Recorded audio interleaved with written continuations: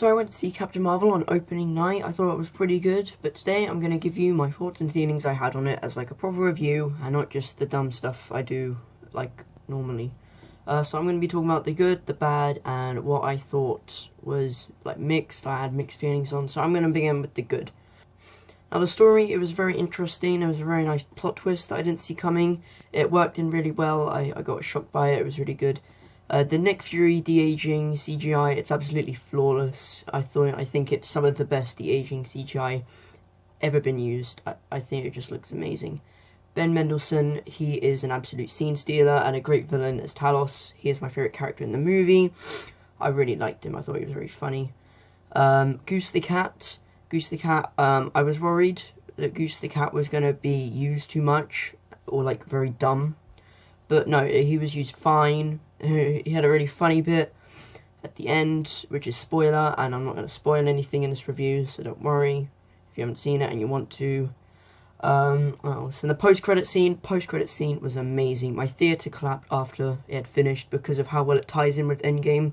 I thought it was really good. One of the best post-credit scenes in MCU history. Now I'm going to move on to the mixed feelings I had with the movie. Firstly, Brie Larson. Some people like her, all of the feminists and SJWs, because she's a woman. But I didn't really like her. I found her too sassy, and she was a little bit wooden without Samuel L. Jackson, Nick Fury with her. But she had some funny scenes, a couple of jokes which I thought were funny enough. But yeah, not a very good character. CGI looks very cartoonish at times, especially there's a scene, it's in like all of the trailers where she's flying around in space. It looks really cartoonish. I'm just going to play that bit right now.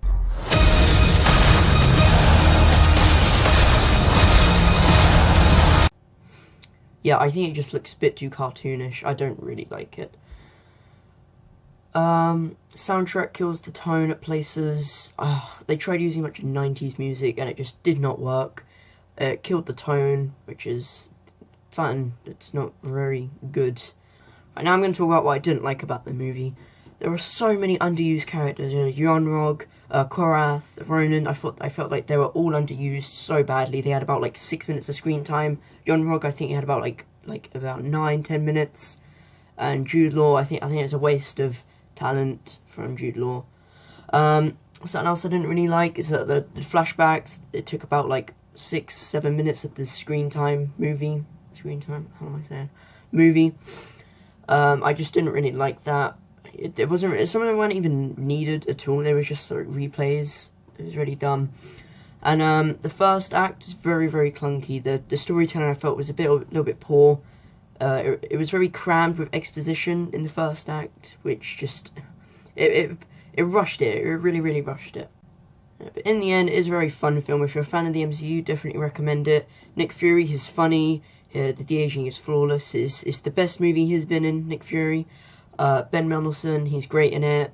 Brie Larson, I didn't really like her in it, but she's fine as Captain Marvel. I'm sure people will come around.